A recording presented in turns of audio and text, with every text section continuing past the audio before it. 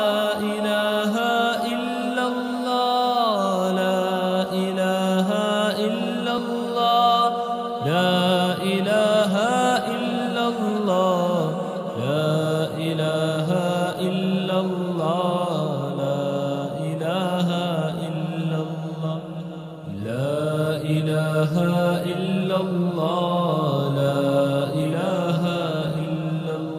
الله لا إله إلا الله لا إله إلا الله لا إله إلا الله لا إله إلا الله. أعوذ بالله من الشيطان الرجيم. بسم الله الرحمن الرحيم. قل يا أيها الكافرون لا أعبد ما تعبدون ولا أنتم عابدون ما أعبد ولا أنا عابد ما عبدتم ولا أنتم عابدون ما أعبد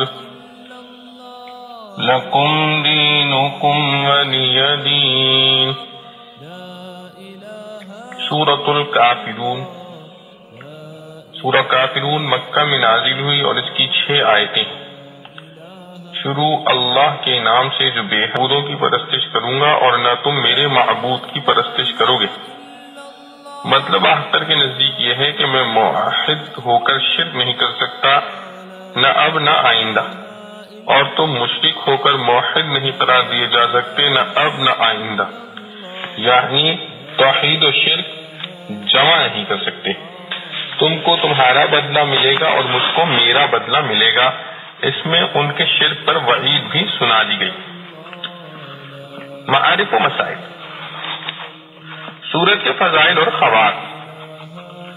حضرت صدیقہ عائشہ رضی اللہ عنہا نے فرمایا کہ رسول اللہ صلی اللہ علیہ وسلم نے فرمایا ہے کہ فجر کی سنتوں میں پڑھنے کے لیے 2 صورتیں بہتر ہیں، سورہ کافرون اور سورہ اخلاص.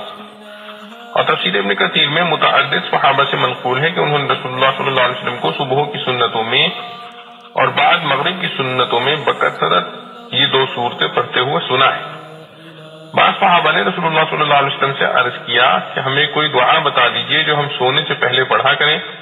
آپ نے قل یا ایھا الکافرون پڑھنے کی تلقین فرمائی اور فرمایا کہ یہ شرک سے برات ہے.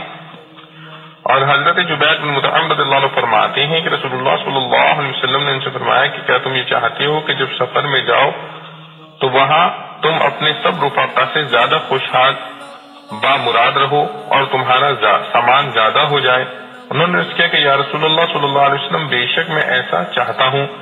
آپ نے فرمایا کہ آخر قرآن کی 5 صورتیں سورہ کافرون، سورہ نصر، سورہ اخلاص، سورہ فلق اور سورہ ناس پڑھا کرو، اور ہر سورہ کو بسم اللہ سے شروع کرو اور بسم اللہ ہی پر ختم کرو. حضرت جبیر رضی اللہ عنہ فرماتے ہیں کہ اس وقت میرا یہ حال یہ تھا کہ سفر میں اپنے دوسرے ساتھیوں کے بالمقابل قلیل الذات خستہ حال ہوتا تھا. جب سے رسول اللہ صلی اللہ علیہ وسلم کی اس تعمیل پر عمل کیا میں سب سے بہتر حال میں رہنے لگا. اور حضرت علی رضی اللہ عنہ سے روایت ہے کہ ایک مرتبہ نبی کریم صلی اللہ علیہ وسلم کو بچھو نے کاٹ لیا تو آپ نے پانی اور نمک منگایا اور یہ پانی کاٹنے کی جگہ لگاتے جانتے تھے اور قل یا ایھا الکافرون قل اعوذ برب الفلق قل اعوذ برب الناس پڑھتے جاتے تھے. شان نزول. ابن اسحاق کی روایت ابن عباس رضی اللہ عنہ سے یہ ہے کہ ولید بن مغیرہ اور عاص بن وائل اور اسود بن عبد المطلب اور امیہ بن خلف رسول اللہ صلی اللہ علیہ وسلم کے پاس آئے اور کہا کہ آؤ ہم آپس میں اس پر صلح کر لیں کہ 1 سال آپ ہمارے بتوں کی عبادت کیا کریں اور 1 سال ہم آپ کے معبود کی عبادت کریں. اور طبرانی کی روایت حضرت ابن عباس رضی اللہ عنہ سے یہ ہے کہ کفار مکہ نے اول تو باہمی مصالحت کے لیے رسول اللہ صلی اللہ علیہ وسلم کے سامنے یہ صورت پیش کی کہ ہم آپ کو اتنا مال دیتے ہیں کہ آپ سارے مکہ میں سب سے زیادہ مالدار ہو جائیں اور جس عورت سے آپ چاہیں آپ کا نکاح کر دیں. آپ صرف اتنا کریں کہ ہمارے معبودوں کو برا نہ کہیں، اور اگر آپ یہ بھی نہیں مانتے تو ایسا کریں کہ 1 سال ہم آپ کے معبود کی عبادت کیا کریں اور ایک ساتھ آپ ہمارے معبودوں کی عبادت کیا کریں. اور ابو صالح کی روایت حضرت ابن عباس رضی اللہ عنہ سے یہ ہے کہ کفار مکہ نے باہمی مصالحت کے لیے صورت پیش کی تھی کہ آپ ہمارے بتوں میں سے بعض کو صرف ہاتھ لگا دیں تو ہم آپ کی تصدیق کرنے لگیں گے. اس پر جبرائیل امین علیہ السلام سورہ کافرون لے کر نازل ہوئے جس میں کفار کے اعمال سے برات اور خالص اللہ تعالی کی عبادت کا حکم ہے. شان نزول میں جو متعدد واقعات بیان ہوئے ہیں ان میں کوئی تضاد نہیں. ہو سکتا ہے کہ یہ واقعات سبھی پیش آئے ہوں اور ان سب کے جواب میں یہ صورت نازل ہوئی ہو جس کا حاصل ایسی مصالحت سے روکنا ہے. لا اعبد ما تعبدون. اس صورت میں یہ چند کلمات مقرر آئے ہیں. اس تکرار کو رفع کرنے کے لیے ایک تفسیر تو وہ ہے جس کو بخاری نے بہت سے مفسرین سے نقل کیا ہے کہ دو کلمے ایک مرتبہ زبان حال کے لیے اور دوسری مرتبہ زبان مستقبل کے متعلق آئے ہیں، اس لیے کوئی تکرار نہیں. مطلب یہ ہے کہ نہ تو بالفعل ایسا ہو رہا ہے کہ میں تمہارے معبودوں کی عبادت کروں اور تم میرے معبود کی عبادت کرو، اور نہ آئندہ ایسا ہو سکتا ہے کہ میں اپنی توحید پر تم اپنے شرک پر قائم رہتے ہوئے ایک دوسرے کے معبود کی عبادت کریں. بخاری کی تفسیر میں لکم دینکم ولی دین کی تفسیر دین بمعنی مذہب اسلام و کفر سے کی ہے اور مطلب یہ قرار دیا ہے کہ مصالحت کی مجوزہ صورت قابل قبول نہیں. میں تو اپنے دین پر قائم ہوں ہی، تم بھی اپنے دین پر مصر ہو تو تم جانو اس کا انجام تمہیں بھگتنا ہے. اور بیان القرآن میں دین کے بمعنی جزا قرار دیا ہے. پہلے جملے لا اعبد ما تعبدون ولا انتم عابدون ما اعبد کے معنی یہ ہوئے کہ جن معبودوں کی تم عبادت کرتے ہو میں ان کی عبادت نہیں کرتا اور جس معبود کی میں عبادت کرتا ہوں اس کی تم نہیں کرتے.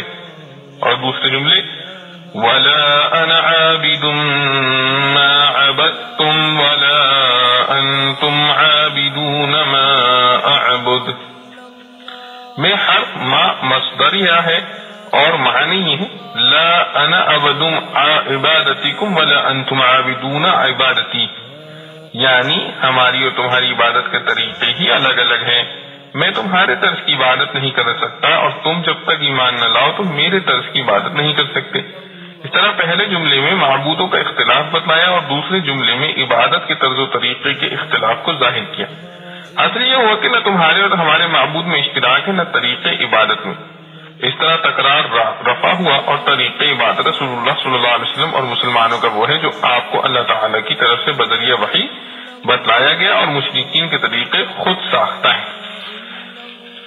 ابن کثیر نے اس تفسیر کو راجح قرار دیتے ہوئے فرمایا کہ کلمہ اسلام لا الہ الا اللہ محمد رسول اللہ سے یہی مفہوم نکلتا ہے کہ اللہ کے سوا کوئی معبود نہیں اور طریق عبادت وہ معتبر ہے جو رسول اللہ صلی اللہ علیہ وسلم کے واسطے سے ہم تک پہنچا ہے.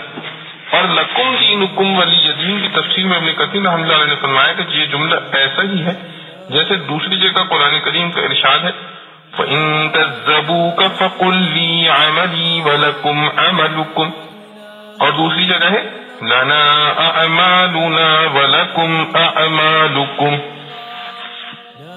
اس کا حاصل یہ ہے کہ لفظ دین کو ابن کثیر نے بھی اعمال دین کے معنی میں لیا ہے اور پھر مقصود اس سے وہی ہوگا جو بیان القرآن میں بیان کیا گیا کہ ہر ایک کو اپنے اپنے عمل کی جزا سزا خود بھگتنی پڑے گی.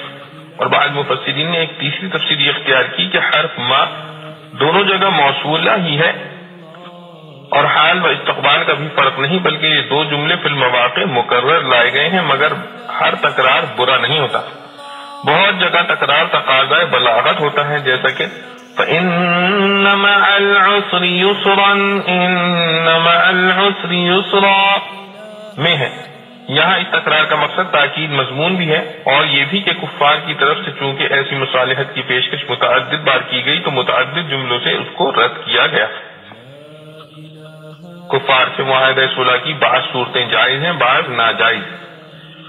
سورہ کافرون میں کفار کی طرف سے پیش کی ہوئی کوئی مصالحت کی چند صورتوں کو بالکلیہ رد کر کے اعلان برات کیا گیا مگر خود قرآن کریم میں یہ ارشاد بھی موجود ہے وَإِن جَنَحُوا لِلسِّلْمِ فَاجْنَحْ لَهَا یعنی کفار اگر صلح کی طرف جھکیں تو آپ بھی جھک جائیے، یعنی معاہدہ صلح کر لیجئے۔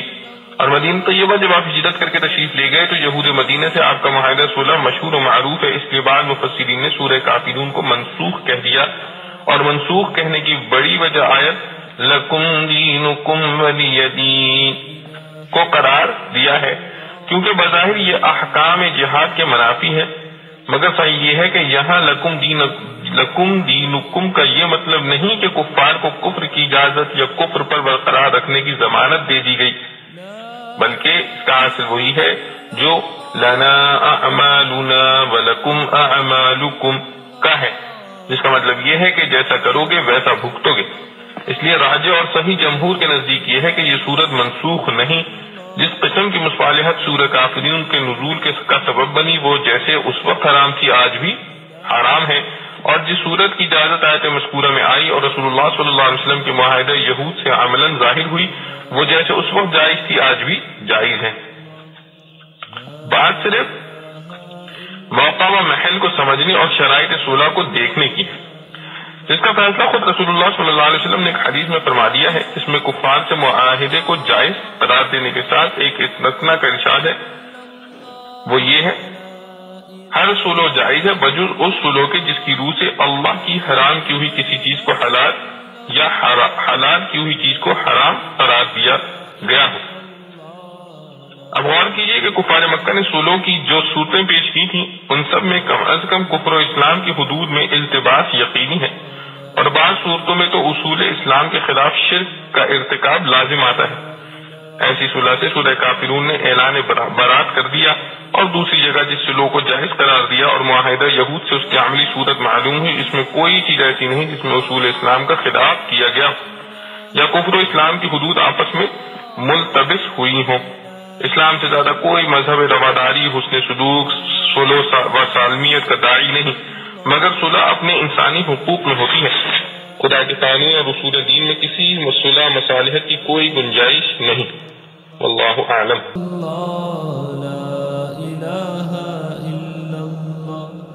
لا